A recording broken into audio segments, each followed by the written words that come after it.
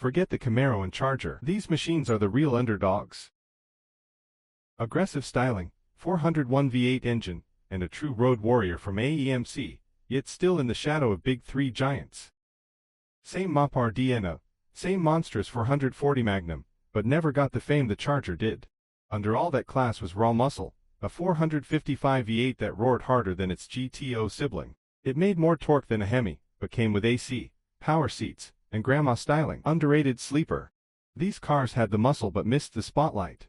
Which one should rise again? Comment below.